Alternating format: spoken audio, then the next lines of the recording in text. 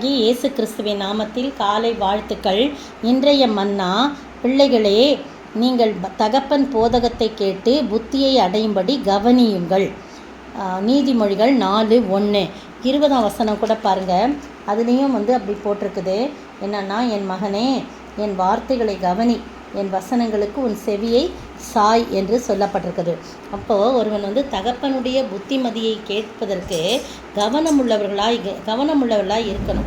பரம தகப்பனாகிய நம்முடைய ஆண்டவருடைய புத்திமதியை கேட்பதற்கு நாம் மிகவும் கவனமுள்ளவர்களாக இருக்கணும். மலை பிரசங்கத்தில் பார்த்தீங்கன்னா, மத்தேயு எழுதின சுவிசேஷத்தில் பார்த்தீங்கன்னா, நீங்கள் அவ்வளோ அருமையான போதனைகள் போதிக்கப்படுது.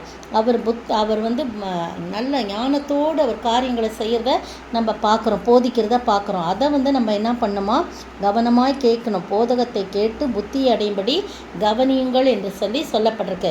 அந்த 20ஆம் வசனத்திலையும் அதே தான், என் மகனே, என் வார்த்தையை கவனி, என் வசனங்களுக்கு உன் செவியை சாய் என்று சொல்லப்பட்டிருக்கு. அப்போ என்ன நடக்குமா, அதை மாதிரி செய்யும்போது அதில் என்ன சொல்லப்பட்டிருக்குன்னா, 4ஆம் அதிகாரத்திலேயே நீங்கள் பார்த்தீங்கன்னா, அப்படிலாம் நம்ம செய்யும்போது, அதை விட்டு விலகாமலும் அதை மறக்காமலும் இருக்கும்போது, அதை கைவிடாமல் இருக்கும்போது என்ன நடக்குமா, அது நமக்கு தலைக்கு 9ஆம் வசனம் பாருங்கள், 4:9, அது உன் தலைக்கு அலங்காரமான முடியை கொடுக்கும், அது மகிமையான கிரீடத்தை உனக்கு சூட்டும் அப்படின்னு சொல்லப்பட்டிருக்குது. அது மட்டும் இல்லை, 10ஆம் வசனம், என் மகனே கேள், என் வார்த்தையை ஏற்றுக்கொள், அப்பொழுது உன் ஆயுசின் வருஷங்கள் அதிகமாகும்னு போட்டிருக்கு. இந்த உலகத்தில் பாருங்கள், ஆண்டவருக்கு நாம் கீழ்ப்படுத்த தகப்பனுடைய புத்தியை கேட்கும்போது ஆயுசு வருஷங்கள் கூட. 4ஆம் கற்பனை என்ன சொல்லுது, உன் தகப்பனையும் உன் தாயையும் கனம் பண்ணு, அப்போது உன்னுடைய ஆயுசு நாட்கள் நீ நன்றாக இருப்பதற்கும் பூமியிலே நெடுநாள் வாழ்வதற்கும் உன் தகப்பனையும் உன் தாயையும் கனம் பண்ணுன்னு சொல்லப்பட்டிருக்கு. அப்போ தகப்பனுடைய போதகத்தை நம்ம அசட்டை செய்யக்கூடாது. பாருங்கள், கெட்ட குமாரன் தகப்பன் எவ்வளவோ சொல்கிறாரு, போவாதப்பா, நீ பிரிஞ்சு போயிடாத, இந்த சொத்தெல்லாம் உனக்கு தான், நீ அனுபவிக்கிறதுக்கு தான், ஆனால் நீ போய் வேறு விதமாக செலவழிக்கிறதுக்கு போறியேன்னு எவ்வளவோ புத்தி சொல்லியிருப்பார். ஆனால் அவன் அசட்டை பண்ணி அவன் எல்லாத்தையும் போய் என்ன பண்ணான், எல்லாத்தையும் எடுத்து போய் வேசிகளிடத்திலே தன் ஆஸ்தியை அழித்து போட்டான் என்று சொல்லி நம்ம வாசிக்கிறோம் இந்த அருமையான வேளையில். அப்புறம்தான் அவனுக்கு பணம்லாம் குறைஞ்சி போச்சு, சாப்பாட்டுக்கு வழி இல்லை, சரி நம்ம அப்பா வீட்டுக்கு போகலாம், அங்கே சாப்பாடு நமக்கு திருப்தி ஆகணும், புத்தி தெளிந்து அவன் ஒரு நல்ல தீர்மானம் எடுக்கிறான். நான் தகப்பனிடத்தில் போய் நான் தகப்பனுக்கு கீழ்ப்படிந்து நடப்பேன், அவர் புத்திரன் என்று சொல்வதற்கு நான் தகுதியில் வேலைக்காரர் போல நான் இருந்தேன், அவருக்கு கீழ்ப்படிஞ்சு, அவருடைய வார்த்தைகளுக்கு கீழ்ப்படிஞ்சு, அவங்க போடுற சாப்பாடை நான் சாப்பிடுவேன் அப்படின்னு சொல்லிட்டு ஒரு தீர்மானம் பண்ணி போகிறான். அந்த தகப்பன் அவனை இருக்கிற வண்ணமாகவே அழைத்து கொண்டு போய் ஏற்றுக்கொண்டு அவனை திரும்பமாக அவனை புதுப்பித்து அவனை என்ன செய்கிறாரு, ஆண்டவர் தகப்பன் என்ன செய்கிறாரு, அவனுக்கு விருந்தளிக்கிறாரு, கொழுத்த ஆடு வெட்டுறாரு. அது மட்டும் இல்லை, அவனுக்கு கீத வாத்தியங்கள் முழக்கிறாரு, அவனை குளிப்பாட்டுறாரு, நல்ல மெல்லிய வஸ்திரம் போடுறாங்க, கைக்கு மோதிரம் போடுறாங்க, காலுக்கு பாதரட்சை போடுறாங்க. எத்தனை பெரிய ஆனந்த மகிழ்ச்சி பாருங்கள்.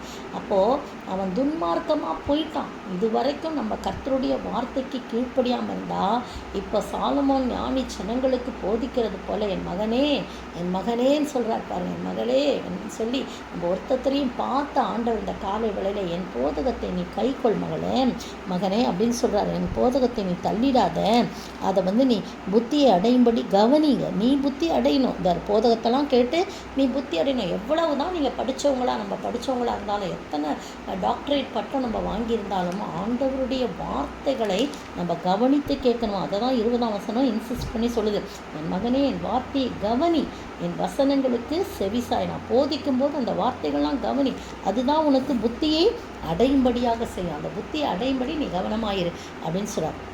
இந்த காலை வேளையில் நீங்களும் நானும் ஆண்டவருடைய சமூகத்தில் நாம் நன்றாக இருப்பதற்கும், பூமியிலே நெடுநாள் வாழ்வதற்கும், நம்முடைய ஆயுசு நாட்கள் பெருகுவதற்கும் அதிகமாவதற்கும் நம்முடைய வார்த்தைகளை ஏற்றுக்கொள்ள வேண்டும். அது மட்டும் இல்லை, அதுதான் நம்முடைய தலைக்கு அலங்காரம், முடியை கொடுக்கும். நீங்கள் எவ்வளோ தான் தலையை அழகாக சீவி, என்னென்னமோ அலங்காரம் இருக்குது தலையில், பார்க்க சகிக்கல, ஆனால் பார்க்குறதுக்கு அதுதான் அழகுன்னு சொல்லிட்டு நிறைய ஆண்கள் பெண்களும் அதுக்கு மேலே ஒரு அலங்காரம் பண்ணுறாங்க. ஆனால் அதெல்லாம் அலங்காரம் இல்லை, அதெல்லாம் பார்க்கறதுக்கு நல்லா இல்லைன்னு கூட சொல்லலாம் இல்லையா. ஆனால் அந்த ஆண்டவருடைய வார்த்தைகளை நம்ம கை கொண்டு அதை மேன்மைப்படுத்தி அதை நம்ம முக்கியப்படுத்தும் போது அதுதான் நம்முடைய தலைக்கு அலங்காரமான முடியை கொடுக்கும், மகிமையான கிரீடத்தை கொடுக்கும். அப்படிப்பட்ட ஆசீர்வாதமான வார்த்தைகளை கவனித்து கேட்க ஆண்டவர் தாமே கிருபை செய்வாராக. ஆமென். வல்ல வாக்குகள் நினைத்து நினைத்து உள்ளமே பொங்குதையா. அதை நித்தமும் கவனித்து என்றும் வாழுவேன். நன்றி நன்றி ஐயா. அதை நித்தமும் கவனித்து வாழ்ந்திடுவேன் என்றும். நன்றி நன்றி ஐயா. அடைக்கலமே அதிசயமே ஆராதனை ஆராதனை. ஸ்தோத்திரிக்கிற ஆண்டவரே, துதிக்கிற ராஜா, உம்முடைய வார்த்தைகளை நித்தமும் கவனித்து அதன் மூலம் வாழவும், நீடிய காலம் வாழவும், உமக்கு பிரியமாய் வாழவும், எங்களுக்கு அது மகிமையான கிரீடமாய் நாங்கள் அதை தரித்து கொள்ளவும் நீர் கிருபை செய்ய வேண்டும் என்று கர்த்தரும் மீட்பெரும் ராஜாவுமாய் இயேசு கிறிஸ்துவின் விலையேற பெற்ற நாமத்தில் ஜெபிக்கிறேன் பிதாவே, ஆமீன்.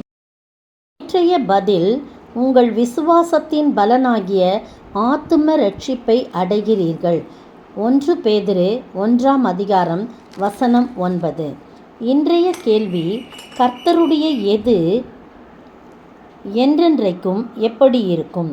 கர்த்தருடைய எது என்றென்றைக்கும் எப்படி இருக்கும்?